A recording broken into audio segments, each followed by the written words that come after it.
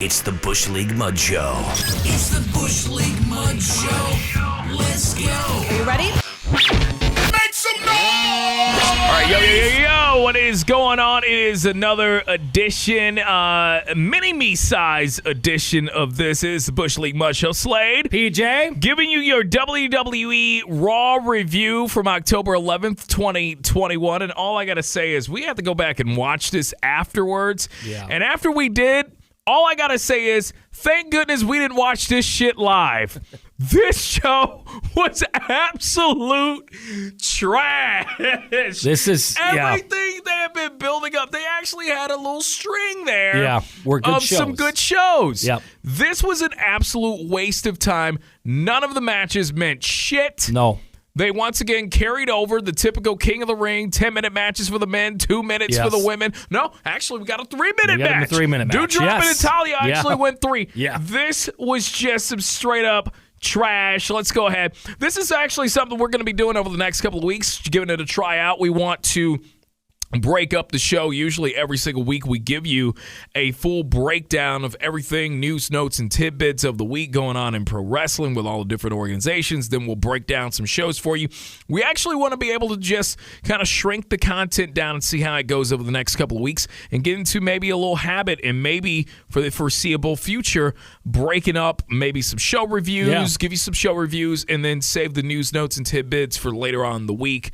That way, you're not having to listen to us two jag-offs for 3 hours talk about the state of the world of pro wrestling, the way that it currently is, starting off with this Raw shit. Yeah, especially with this Raw. I mean, this could be like a 10-minute review. I mean, this show sucked. Unfortunately, it will was not really be bad. 10 minutes because we got to really break down the bullshit. Oh, man. But make sure you like and subscribe wherever you listen to your favorite podcast, social media at Bush League MS Pod, wherever you can. We're all over that too. All right, so this draft meant nothing, just like we knew it would. Well, remember, the rosters don't take effect until the 22nd after Crown Jewel. So, again, that was that technicality they put in. So they gave it a 3-week buffer. And, shit's not going to matter at all because they always change it up. It's lame duck season for WWE. And Brock's still a free agent. During a time where you make a big deal every year over the last several years that the season premiere. Yes, or they always tell you about a season premiere. Even though it doesn't change the fact you've been watching the same bullshit every single week all year long. This is pretty much like a lame duck period of WWE, and they just change shit as they go along. This Raw was even more predictable than usual. Yes, in terms of how they set things up, we got a ton of matches that really didn't have proper endings, didn't really get us to where we really needed to be in terms of elevating or continuing or adding another layer to particular storylines that already exist. This was just an all-out, this was like bird shit, bro. This was all over the place, this show. Yeah, I mean, it kind of reminds me a little AEW a little bit, where they're trying to really cram this shit in to get it set up for Crown Jewel. We got to put some respect on AEW's name tonight because this shit was bad. I'm just saying how they're trying to get this thing set up and go in 2 weeks for Crown Jewel, just about shows like this. All right, so this show, it came down. We got a few of the King of the Ring tournament matches, first-round matches. We got some Queen of the Ring, which they have absolutely botched and obliterated. Yes, they already the killed whole that. idea behind that.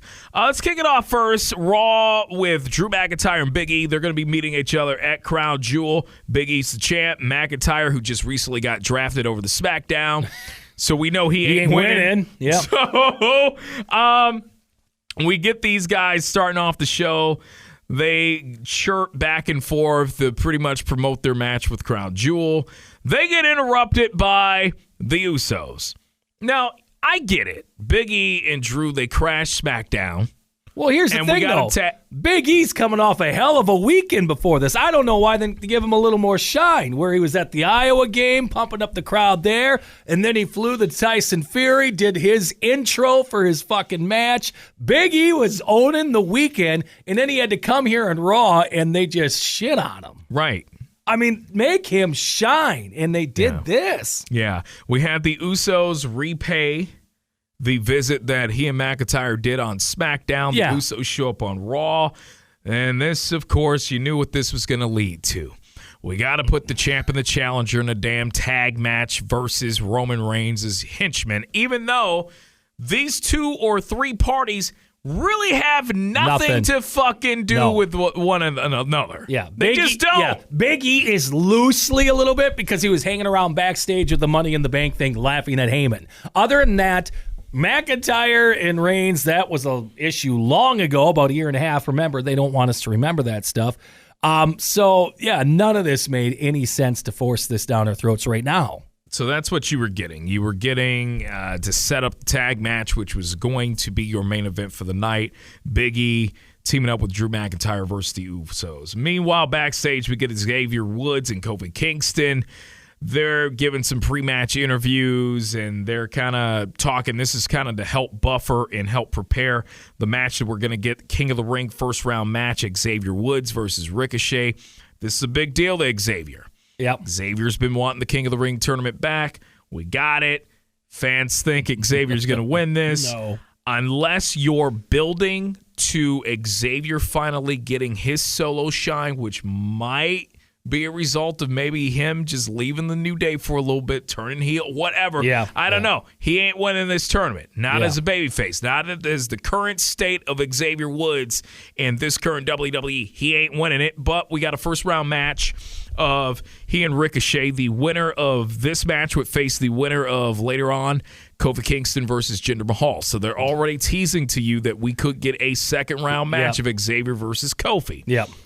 This match between Xavier and Ricochet, for the most part, they actually made Xavier look damn strong in this match. They put him with a perfect guy, Ricochet, who was flopping around, doing a lot of bumping for Xavier. And then Ricochet was able to catch Xavier off guard, take some advantages during the match, and then Ricochet just started doing some real goofy, boneheaded shit. Too many high-risk maneuvers. He already did 2 dives to the outside that drove Xavier into the barricade, into the rails, and then he decided, I'm going to do it one more time. Well, that time Xavier was able to thrust him into the gate. Xavier took advantage of it.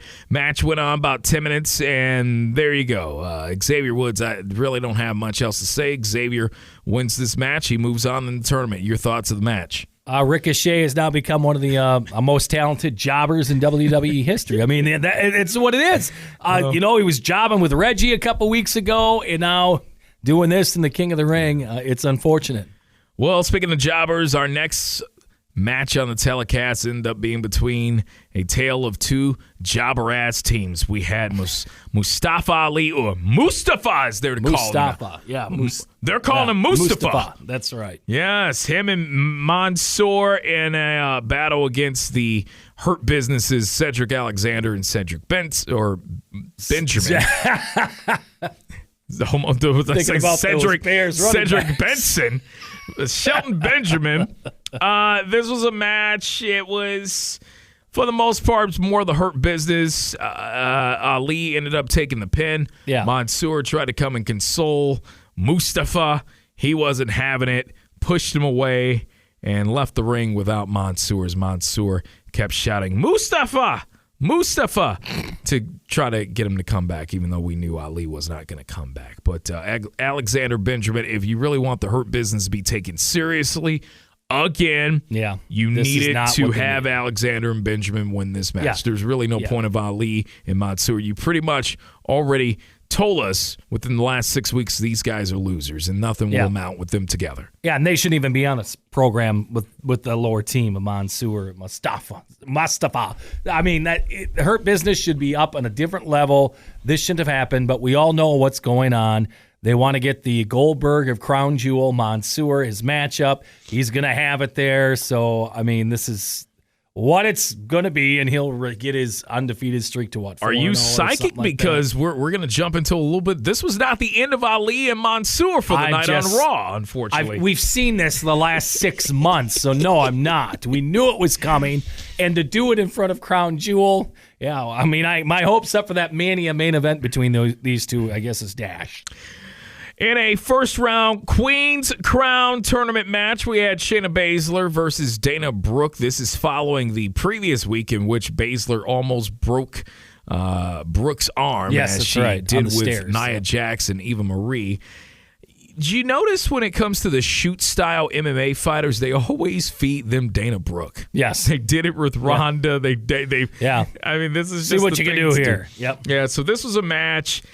I thought it was once again a 2-minute match. It was too damn short, didn't really do anything for anyone. And my thing is, a match that short, you knew that you were only going to give the ladies 2 minutes. You might as well just let Baszler look strong from beginning to end. Instead, we tried to make this a competitive 2-minute match that nobody in the fucking stands were buying. No. And Baszler ended up catching Brooke in what was going to be a Kirifuda clutch, but she didn't beat her by submission.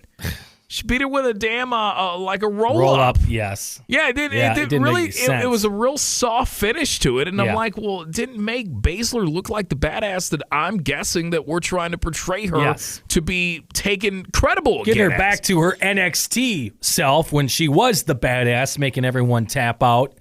And I see, the arm thing where she's trying to beat the, dislocate everyone's arms. So, yeah, why wouldn't you have her tap her out in this match? This made no sense. Sloppy finish. Well, and it makes me wonder if Shayna is not the person that will win this tournament. You look at the brackets and you're thinking Shayna should be Queen of Spades. Yes. She should be winning this tournament. There's no Charlotte involved in it. Charlotte's got her own thing.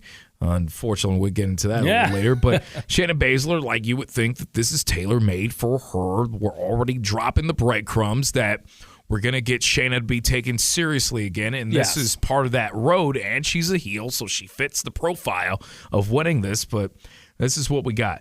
Moving on, we got the first 4 separate interviews in the back throughout the night because there was going to be a tag team match between Charlotte Flair and Becky Lynch versus Bianca Belair and Sasha Banks. Well, the first that did a backstage interview was Charlotte Flair. And Charlotte cut a promo and said that basically teasing that she wants Sasha Banks to win this match, actually, the triple threat at Crown Jewel. She says Bianca Belair, she's got what it takes, but she just doesn't have the killer instinct. Becky Lynch is basically just rides the coattails of other people's success. And Sasha Banks, she's beaten her time and time again over the years, so she wants it to be Sasha. So then she can defeat her and merge the golds and be the unified champ. All right, so we're actually talking about that now on camera. But we didn't say unify the belts, but she said she double champ. But you got me thinking, maybe. That's the hope. Well, something's got to happen because obviously Becky's not bringing it on over to Raw. So it's got to be either one of those two winning it. Then the Survivor Series match, maybe they put the belts up on the line when they usually don't. I don't know, to give a little intrigue to it, a little bit more than usual. But, this setup. And I was shocked that this was not the main event. But they did this match to kick off the 9 o'clock hour, 10 o'clock hour, wherever you are. But going into the third hour, this match was to lead into it. Yeah. We ended up getting a backstage segment from one backstage segment to another. We got a backstage segment of Randy Orton and Riddle. And Riddle wanted to know what the plan was for the night because Riddle had basically put together a match and volunteered himself to face one-on-one Omos. And Orton told him that was a bad idea. And Riddle basically said that he had made the match with the excuse that maybe Orton would be able to come down and help, and there would be a plan to take out Styles and Omos for the night. And Randy was not interested. Put his headphones back on.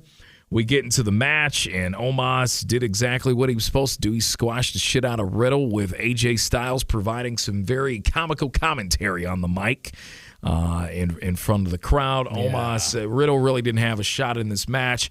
After Omos pinned Riddle with a foot over the chest, AJ Styles told Omos to chill out. He's already laid out. He's passed out. Omos, you're done, but I'm not.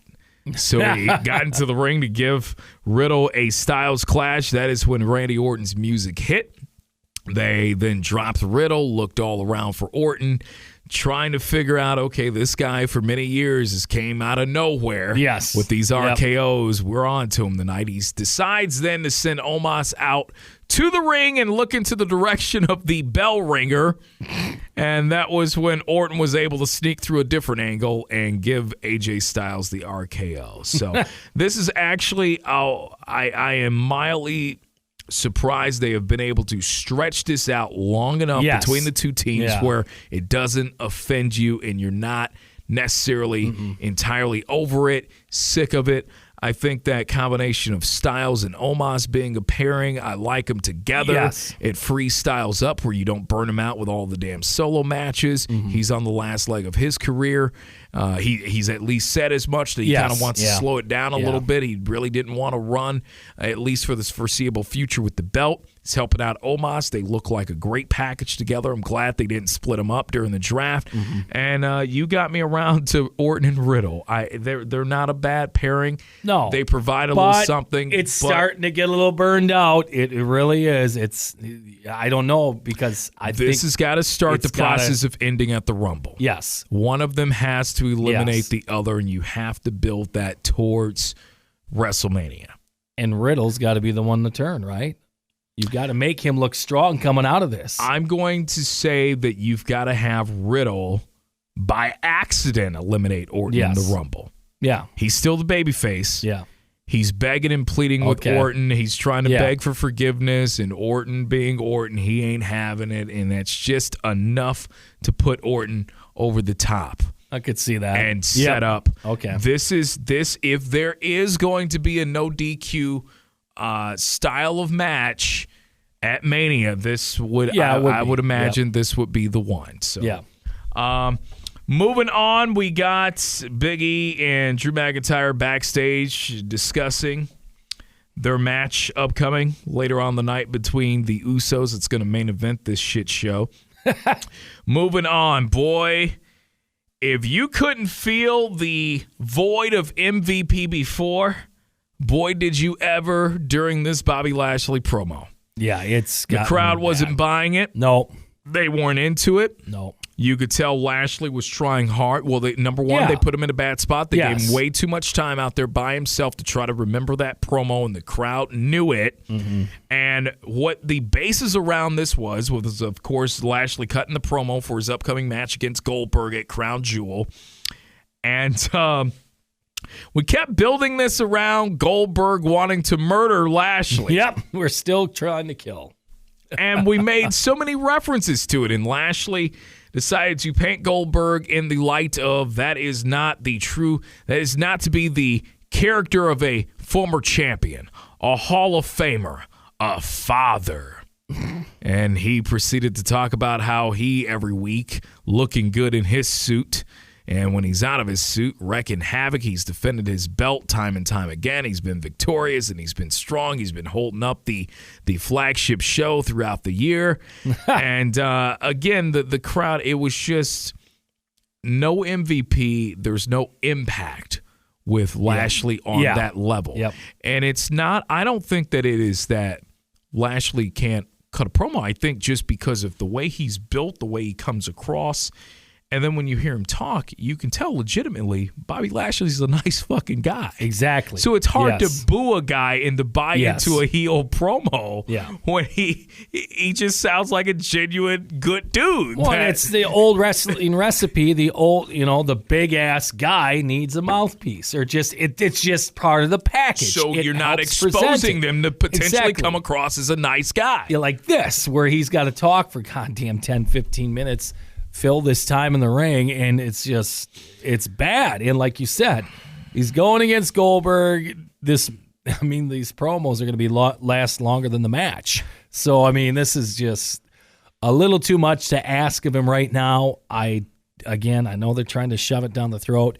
I don't know if they tried to ward off the surgery from MVP and say, hey, can you hold off of this until we do this, if he was able to or not. I don't know if they really asked him, hey, we might need you for this, but apparently they're fine with sending him out there and cutting his own promos right now. And it's not going to be. If they had to sell pay-per-views on this, they wouldn't be selling much. And again, we said we have no problems at all with this match because it doesn't involve the title. Yes, exactly. He continued to make references about Goldberg wanting to kill him, but then he turned around and said, even though this dog, in which he talks about Goldberg is a dog that has plenty of bite or strong bite at Crown Jewel, it is time to put the dog down. So we're back to death. Okay. So, yeah. And again, at an event where the Crown Prince is kind of always under investigation. They might be all for it. So, I mean, that's maybe the angle they're going for. After that, we ended up getting our backstage segment between, the four gals. We got number 2, and it was Sasha Banks who talked about she was piggybacking off Charlotte's previous promo backstage earlier in the night, and she gave her account of what she expects to go down at Crown Jewel. Of course, it's just Sasha Banks talking about how great Sasha is and what she plans on doing at Crown Jewel. So then moving on, we got our match, Jeff Hardy versus Austin Theory. As you recall, Austin Theory, newest addition to Raw again. This time it's draft official. Yes. We brought him in to make an impact last week against the pincushion of the WWE, Jeff Hardy. He attacked him after taking a selfie. So then we set up the match, Theory versus Hardy. Okay? This is a match for the most part. Theory had more of the advantage. And then, boy, you talk about killing the credibility and sabotaging your own fucking wrestlers. We decide in the middle of the match during a hold, the 24/7 goons run into the ring chasing after Reggie. Yeah. Reggie does flips over Theory, and we get a spot with our Truth and Theory. Theory wants to attack Truth. Truth ducks out of the way, runs out of the ring, runs with Tozawa and everyone else chasing after Reggie. And then they just can't help themselves. No, Jeff Hardy gets a little bit of an advantage, goes for the Swanton bomb. He bombs. Yep. Theory moves out of the way, and we ended up having Theory win this match with a roll-up and grabbing the britches of Jeff Hardy as well. Okay, but so he did the heel ending, but still. But I did not give a shit because we ruined it with the fucking 24/7 BS. Yeah. That tells you they didn't have an ending for this. They didn't know how to get to this, and then they thought, we'll just do a roll-up. We can't have Theory look dominant. Not that he had to dominate Jeff, but, give him some power moves, hit the finisher on him, get the 1, 2, 3. No, we got to have this horse shit come through. Jeff Hardy can beat Karrion Kross, no problem. Exactly. But he has a little bit of some trouble with Austin Theory. Yeah, exactly. But again, if you're trying to build Theory up as this heel, and you did a good job the first week when he did the whole selfie thing after he beat the hell out of him, that was pretty entertaining, but not buying this. All right, backstage interview number 3 of the night of the 4 ladies. Yeah, we're just a little over 50% there. We're almost there. Okay. Bianca Belair, who cut the best damn promo of anybody on this Raw, I thought. Bianca came in and talked about how her and Charlotte, they may be from different sides of the tracks, but based on their athletic backgrounds, they know what it is, what it takes to be a champ. However, for Charlotte, that means usually cheating. And then she talked about Sasha Banks, how she beat her on the grandest stage of them all. So instead of following Sasha's lead, as Sasha mentioned earlier in the night, she should be following Bianca's lead because she's the one that defeated her night 1 at WrestleMania. And then she talked about Becky Lynch, who had to sucker punch her to beat her in 26 seconds for the belt. But overall, I thought it was a very good promo, probably one of the, if not the best promo I've seen Bianca Belair cut so far. So. And they were able to actually showcase Bianca in that match, which we'll get to a little bit later. They showed her athletic, just, oh my gosh, she's strong, dude. My goodness. Yeah. But moving on, King of the Ring first round match. Yeah. We told you there was another one. Yes. This was the match. It was Kofi Kingston versus Jinder Mahal earlier in the night. We pretty much had threw out some breadcrumbs and teased to you that we might get a Kofi Xavier second round match. Jinder's on the outside, or Jinder's goons are on the outside. And this is a match that pretty much went back and forth. Xavier was outside helping Kofi in terms of the support. So we had a case there where Kofi was starting to get the advantage and looked like he was getting ready to finish off Jinder Mahal when Veer and Shanky decided to try and stop Kofi from doing just that with the Thunder in Paradise. Woods got involved in the outside, dove, took Shanky out. Then he got leveled with a clothesline from Veer, which we still can't understand why. They just can't tell us the story, and they could have repackaged him and brought him in better by letting us know that this is the guy, one of the guys who was in $1 Million Arm. Exactly, yeah. And signed with the Pittsburgh Pirates Major League Baseball. When you told me that story, I'm like, wait a minute, what? Yes. Well, they're not even using that. They're not even close to using that. No. And didn't they split one of them off to Smack? I couldn't remember. I thought in the draft one of them was getting partnered off, but then all of a sudden they showed up, and I don't know. Yeah, so we had the commotion going on the outside. Kofi decided to. I'm sitting here yawning. I'm getting taken out by this. This was. Oh my gosh, guys, this is a bad show. If you haven't watched it yet, do us a favor. Don't just listen to this review. We'll get you all up to speed. Yes. But Kofi decides to get into the nonsense on the outside, which only allowed Jinder Mahal to take advantage on the inside, pulled Kofi back in. Kofi was able to kind of deflect whatever Mahal had coming his way, but then Mahal caught him with the Colossus and got the 1, 2, 3. And then the guys, the three, Mahal, Veer, Shanky, they all go up to the top of the ramp, and Mahal puts on the crown and sits in the chair. So you know what that means. Mahal will not be winning this Exactly. tournament. Everyone who has done that is. And the crown was very big on his head. It almost came down to his eyes, so it almost blinded him.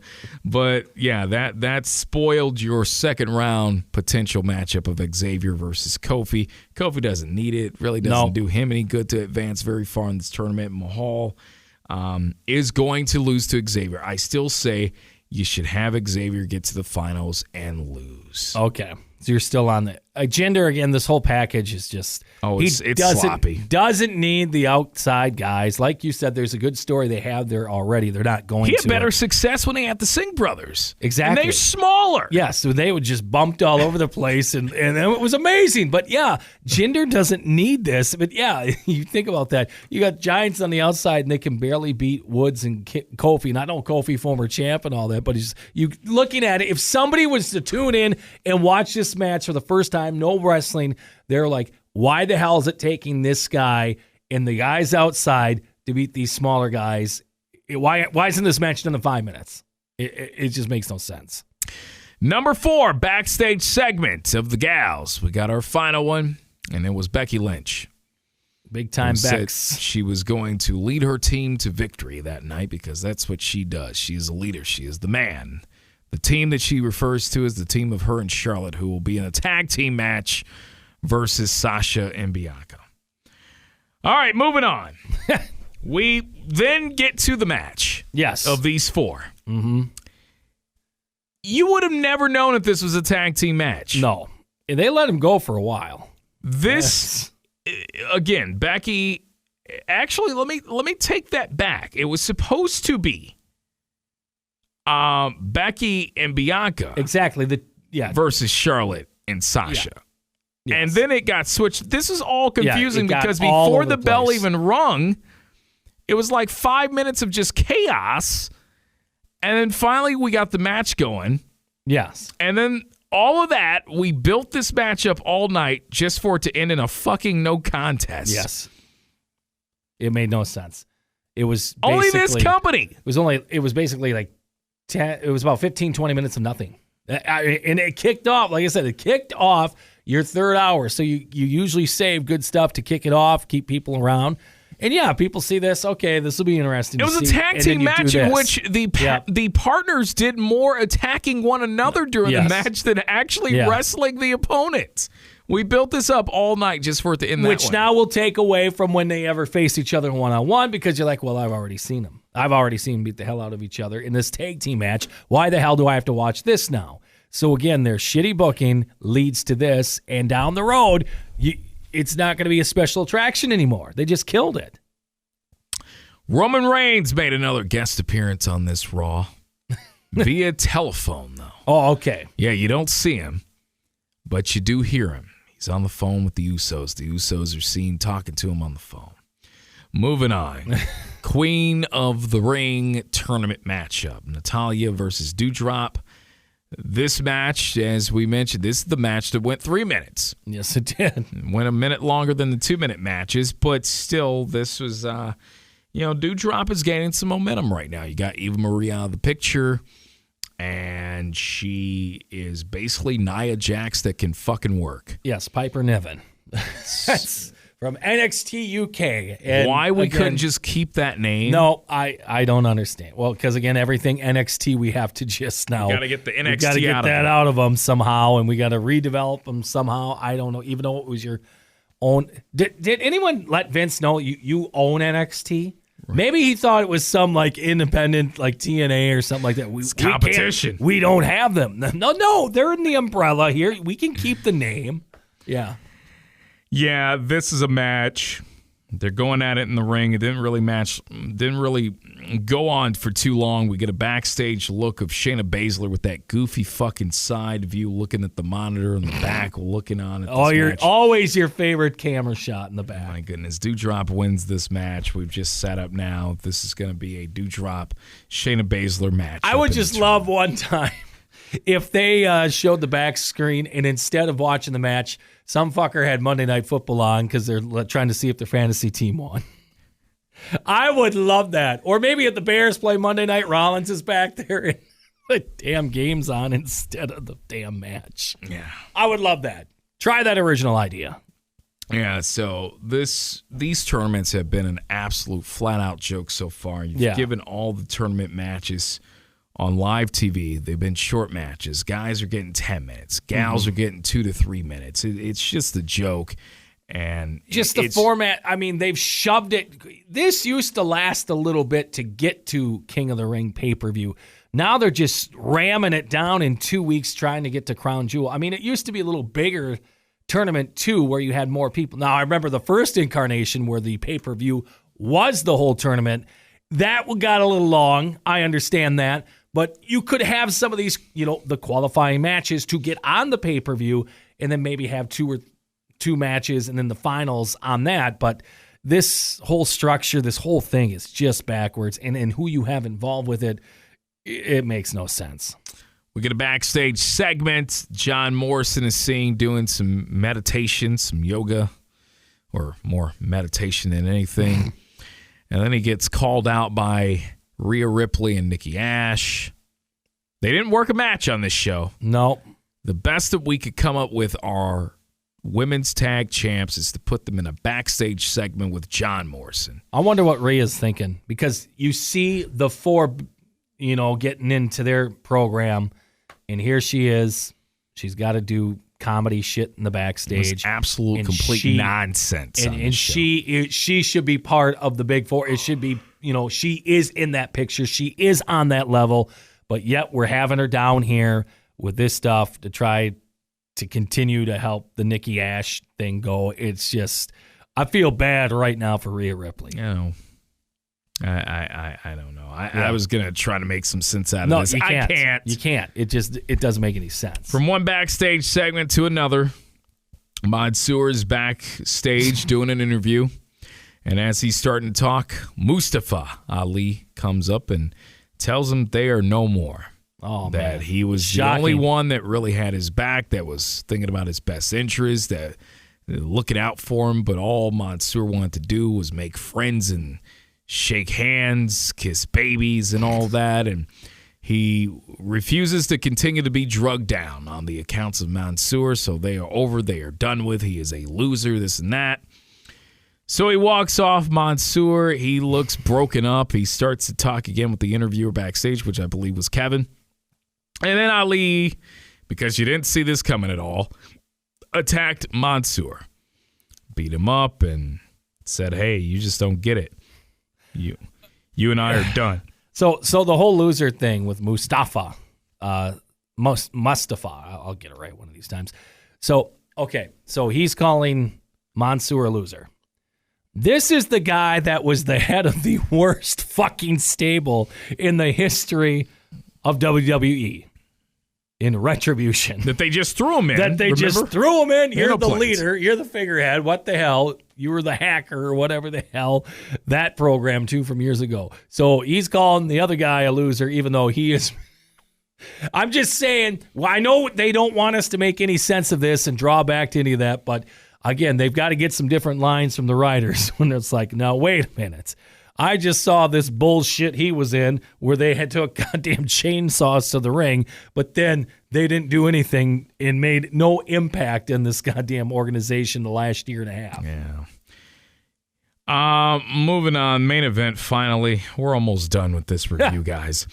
We got our main event match, which is a tag team match. The Usos visiting from SmackDown, taking on the current Raw champ Biggie, or the Universal champ. Or no, Reigns is the Universal. Reigns Universal. Yes, so Biggie is WWE. the WWE champion, and Drew McIntyre. This match was going all right for the most part until Biggie accidentally got shoved into McIntyre, in which one of the Usos were on the outside already grabbing McIntyre's leg. McIntyre goes down. He didn't take too kindly to that. And then Biggie has a pin, getting ready to cover for the 1-2-3. McIntyre pulls Biggie off the potential match-winning pin. Biggie said, "Why'd you do that? What are you thinking? Are you crazy? What I did was an accident." McIntyre pushed him. Or no, Biggie pushed him first. Yes. McIntyre pushed back, and then they start going at it. So now we got that tag team. Yeah. This ends in a count-out, PJ. Surprise. We get a no contest between the four women. Yep. And you get a count out with this match. Exactly. Those two are brawling, and then all of a sudden the two guys that are supposed to be the heels do a babyface thing and dive to the outside over the top ropes with a high-risk maneuver, the Usos. Yeah. Most heels would just sit there and watch the two baby faces pummel the shit out of each other. Not the Usos. Well, they we got their marching orders. Shit in too. Yep. So the Usos then proceed to attack Biggie and Drew. They get the upper hand. We get some tables, the announce table broken up, some cords moved. Why wasn't the sword used yet?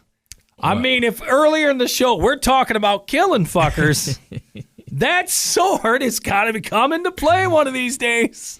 Biggie and Drew finally work together a little bit as a team on the outside to fight off the Usos, only for Biggie to climb back into the ring and call McIntyre back into the ring so they can continue and go at it once again. So Big E tries to go for the big ending. McIntyre counters, hits him in the face with a Claymore. We got McIntyre looking strong to end this show.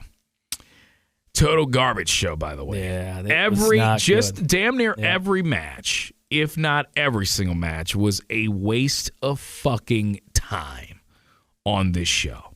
I don't know what the hell they're going to do this coming week as a go-home show for Crown Jewel. I mean, if this was bad, this next week is going to be a hell of a chore to watch. This show is devoted heavy on showing you tons of replays and backstage segments and interviews. Which is usually what a go-home show does. So if they're already doing that, that's what I'm saying next week. It might be even worse. I tell you, I will give them this. This is what they exceed expectations in. When you don't think Raw can get any worse, yeah, they continue to amaze you. Yes, they do. That is a very... It's bad. They got nothing else right now to like pull the nose up. Like who would they bring it? They can't bring anyone in because they're losing all their talent to AEW. So, if you want to make a big splat, say they re-sign Cole or something like that, you could inject a little, thunder into the show or the lineup. They can't do that anymore because they're losing these guys. Until he started running down with the 24/7 goons. That would have happened. It would have. I swear. So, I mean, Cole made the right decision. Yes, he you did. may not be 100% in agreement with what they're doing with him now, and I think there are certain things I would probably kind of change up a little bit in AEW with Cole. I wouldn't have immediately had him with the Elite, but this is better than what he could be fucking doing on the main roster in WWE right now. Yeah, I mean, that my whole point was, as of now, you have no other big surprise name. The biggest one that could be is The Rock, because we've already just seen Cena. So if Rock isn't coming soon, they are in a shitload of trouble, because this is bad. You have nobody else on the horizon. You blew, they rushed, I think, Brock back. I think they could have kept him out just a little bit longer, but, we rushed him back to get him to Saudi. So, I mean, this could be a long period until we get some good star power again. There you go. That is your WWE Raw review from the October 11th, 2021 show. Until the next episode, Slade, PJ, we are the Bush League Mud Show. Like and subscribe wherever you listen to your favorite podcasts, and social media at Bush League MS Pod.